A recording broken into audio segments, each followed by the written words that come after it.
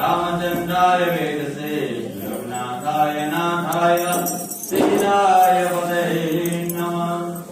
अन्धाकारं भुजगशयनं पद्मनाभं सुरेशं विश्वाधारं गगनसदृशं मेघवर्णं शुभांगं लक्ष्मीकान्तं कमलनयनं योगिभिर्ध्यान व्याप्तं येन चराचरं तत्पदं दर्शितं येन तस्मै श्री गुरुवे नमः। श्री गुरु चरण कमलेभ्यो नमः। सच्चिदानंद स्वरूप परब्रह्म परमेश्वर अनंत कोटि ब्रह्मांड नायक के चरणों में हम सब वंदन करते हैं। आज देवउठान एकादशी तुलसी विवाह जिसे प्रचलित है। वैसे तो तुलसी की महिमा अपरंपार है। गोपियां भी तुलसी की महिमा को गाती हैं कल्याणी के रूप में। जैसे बच्चा मलमूत्र में लिपटा हुआ होता है तो उसके पिता क्या उसको लेने से इनकार करता है। माँ क्या होती है, माँ उसको नहलाती है, साफ करती है, सुंदर वस्त्र पहनाती है। जब वो वस्त्र पहनाती है, तेल लगा सुंदर हो जाता है तो रास्ते में चलने वाले भी उसको गोद में लेने के लिए लालायित होते हैं। ऐसे ही हमारे शरीर ये मलमूत्र का भंडार है। चाहे हम जितनी भी सफाई कर ले, लेकिन ये भंडार, वैसे तो आयुर्वेदिक भी कहता है कि बिना मलमूत्र का शरीर फिर वो तो आदमी खत्म हो जाएगा। वैसे ही तुलसी के शरण में जाने से हम भवसागर से पार हो जाएंगे। केवल दर्शन करने मात्र से हमारे पाप मिट जाते हैं, स्पर्श करने से तो हमारे शरीर के रोग भी छूट जाता है। तो तुलसी की आश्रय लेने पर सीधा हम भगवान नारायण श्री कृष्ण के धाम में पुनः वहां से लौटने की जरूरत नहीं है। वैसे कल आप लोग हरिद्वार पहुंचे तो वहां गंगा में स्नान किया, तो ये उल्लेख है कि शास्त्रों में जो हरिद्वार में गंगा जी में स्नान करता वो पुनः फिर इस धरातल में लौट के नहीं आता। उसकी महिमा बहुत अपरंपार है। तुलसी की महिमा अपरंपार है। तुलसी में नित्य जल देना और तुलसी का सेवन करना ये बड़ा ही पुण्यदायक है। दर्शन करने मात्र से हमारा, जिस घर में तुलसी होती वहां भूत प्रेत पिशाचगण यम के दूत नहीं आते, वो तीर्थ स्वरूप हो जाता है। पर वृंदावन बिहारी लाल की जय।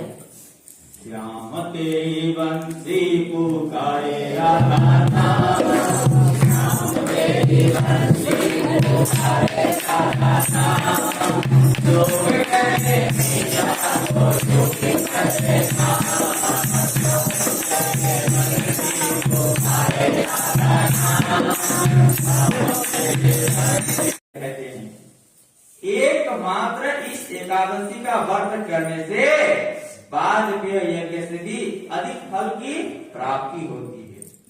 साथ ही अनेकों जन्म के पाप नष्ट हो जाते हैं। चतुर्मास 4 महीने का जो व्रत होता है वो इस दिन समाप्त होता है। इस दिन व्रत करने वाला ओम नमो भगवते वासुदेवाय मंत्र का जाप तथा रात्रि में जाग एकादशियों का फल प्राप्त होता है। ये नहीं फिर आज एकादशी व्रत कर दिए फिर और छोड़ दिए कि इसी से एक साल की पूर्ण हो जाए, ऐसा नहीं करना है, वो निरंतर करते रहना है। भीष्म पंचक व्रत कार्तिक शुक्ल एकादशी से प्रारंभ होकर पूर्णिमा को समाप्त होता है। इस दिन ऋषि और पितृ तर्पण करना चाहिए।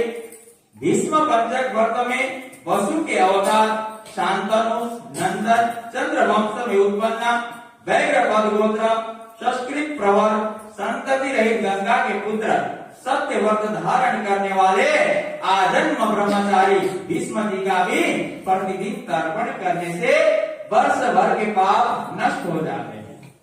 भीष्म पंचक व्रत करने वाला पूर्णमासी व प्रतिपदा एकम को खीर भोजन ब्राह्मण को कराएं, यथाशक्ति दान दक्षिणा देकर उन्हें संतुष्ट करें, तत्पश्चात स्वयं भोजन करें। युधिष्ठिर कहते बोलते हैं कार्तिक मास के शुक्ल पक्ष की एकादशी का नाम प्रबोधिनी है। इसमें भगवान विष्णु जागते हैं अपने 4 महीने के तरह से, इस कारण इसका नाम देवउत्थानी एकादशी भी कहा गया। इसके बाद में भी मैं कथा सुनाता हूँ। ब्रह्मा जी ने नारद ऋषि से कही थी, जिसके हृदय में प्रबोधिनी एकादशी का व्रत करने की इच्छा उत्पन्न होती है, उसके 100 जन्म के पाप भस्म हो जाते हैं, और जो इस व्रत को विधि पूर्वक करता है उसके अनंत जन्म के पाप नष्ट हो जाते हैं। ये भगवान की प्रसन्नता का मुख्य साधन है। प्रबोधिनी एकादशी के व्रत से मनुष्य को आत्मा का बोध होता है। इस व्रत से विष्णु की कथा सुनते हैं, उन्हें 7 दीपों का दान करने का फल प्राप्त होता है। जो कथावाचक की पूजा करते हैं वो उत्तम लोकों को प्राप्त करते हैं। कार्तिक मास में जो तुलसी द्वारा भगवान का पूजन करता है उसके 10,000 जन्म के पाप तत्क्षण नष्ट हो जाते हैं। जो पुरुष कार्तिक में वृंदा का दर्शन करता है वो 1000 युग तक वैकुंठ में निवास करता है। जो तुलसी का पेड़ लगाते हैं उनके वंश में कोई निसंतान नहीं होता। जो तुलसी की जड़ में जल चढ़ाते हैं उनके वंश